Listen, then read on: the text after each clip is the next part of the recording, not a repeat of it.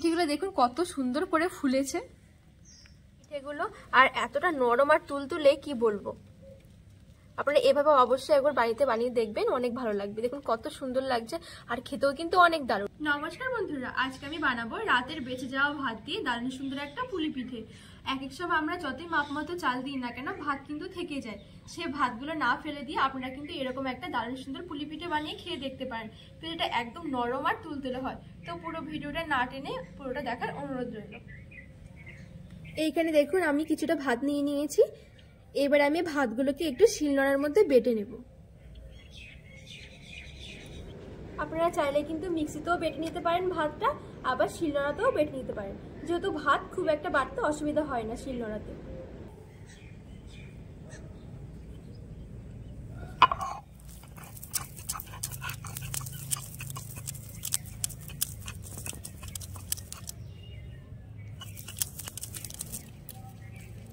ভাতটা আমি জল ছাড়াই বেটে নিচ্ছি।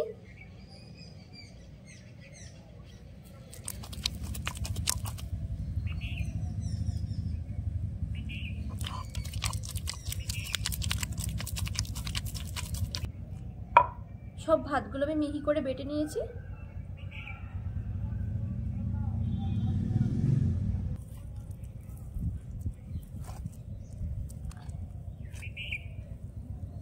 এবার ভাতগুলো আমি একটা বাটির মধ্যে নিয়ে নেব।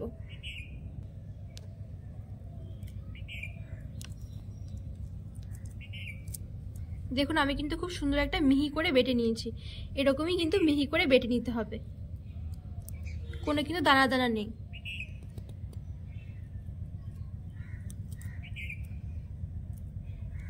এবার আমি একদম অল্প পরিমাণে একটু লবণ দিয়ে দিচ্ছি, আর আমি দিয়ে দিচ্ছি হাফ বাটি ময়দা। এবার ভালো করে মিশিয়ে একটা ডো বানিয়ে নেব।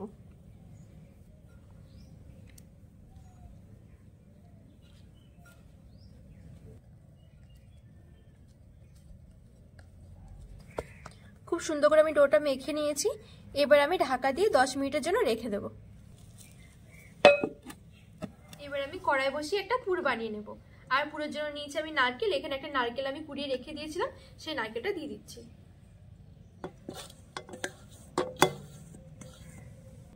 আর আমি দিয়ে দিচ্ছি কিছুটা গুড়। একদম অল্প একটু জল দিয়ে দিচ্ছি। এবার নেড়ে চেড়ে পুর বানিয়ে নেব।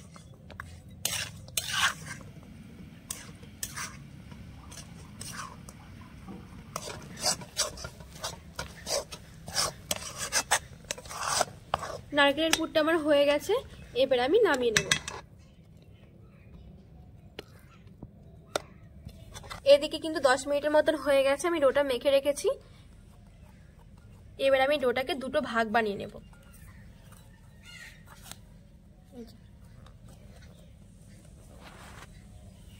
এবার আমি চাটুর মধ্যে রেখে আর একটু ভালো করে আমি একটু গোল করে নেব।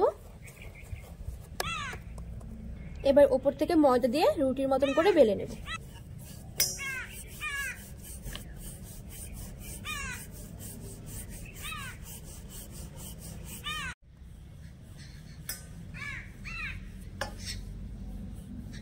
রুটিটা আমি বেশ বড় করে বেলে নিয়েছি, আর খুব বেশি একটা পাতলাও করিনি, আবার খুব বেশি একটা মোটা নয়, তবে একটু মোটা রাখতে হবে।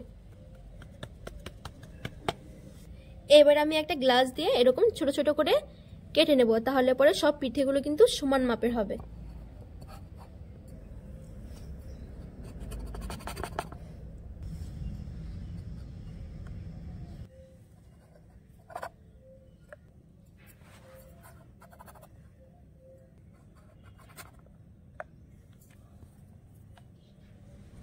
এই যে দেখুন আমি ঠিক এরকম করে গোল গোল করে কেটে নেব। এরকম করে আমি সব রুটিগুলো এরকম বানিয়ে নিয়েছি গোল গোল করে। এই দেখুন, এবার ঠিক এখান থেকে আমি একটা ছোট একটা রুটি নিয়ে নিচ্ছি। এবার আমি এখান থেকে অল্প নারকেলের পুরটা নিয়ে নিচ্ছি। এই যে এবার আমি উপর থেকে একটু এরকম চ্যাপটা করে নেব। এবার আমি এখানে দিয়ে দিচ্ছি। এবার আমি এই উপরে আরেকটা এরকম রুটি চাপিয়ে দিচ্ছি। এবার সাইডগুলো একদম হালকা হাতে এরকম চেপে চেপে বন্ধ করে দেব। এবার আমি একটা পেন নিয়ে নিয়েছি, এই দেখুন পেনের পেছনটা দিয়ে আমি একটা ডিজাইন তুলে দেব। হালকা করে এরকম করে চাপ দিতে হবে।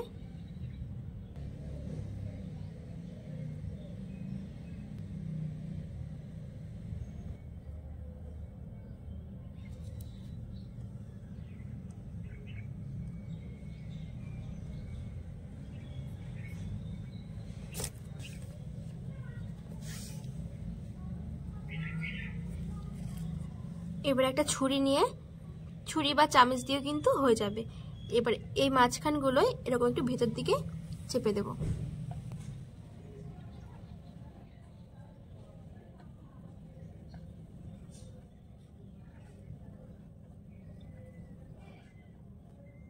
দেখুন কত সুন্দর লাগছে। পেন দিয়েও কিন্তু খুব সুন্দর কিন্তু ডিজাইন করা যায়। সবগুলো পিঠে আমি এরকম করে বানিয়ে নেব।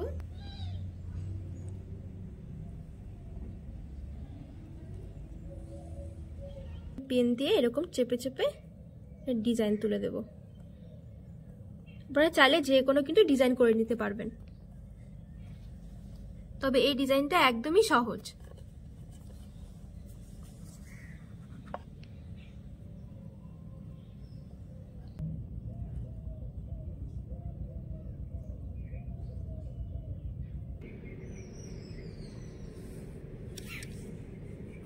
কত সুন্দর লাগছে দেখুন, একদমই সহজ, এর থেকে সহজ কোনো ডিজাইনই হয় না।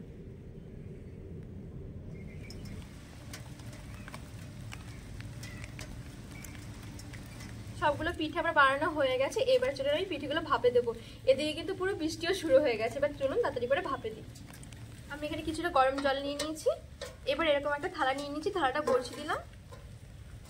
এবার আমি পিঠেগুলো দিয়ে দিচ্ছি।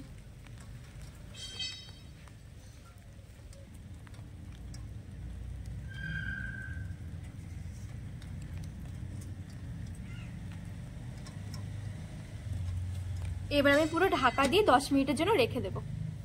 পুরো 10 মিনিটের মতন হয়ে গেছে। এবার আমি পিঠেগুলো নামিয়ে নেব। পিঠেগুলো দেখুন কত সুন্দর করে ফুলেছে।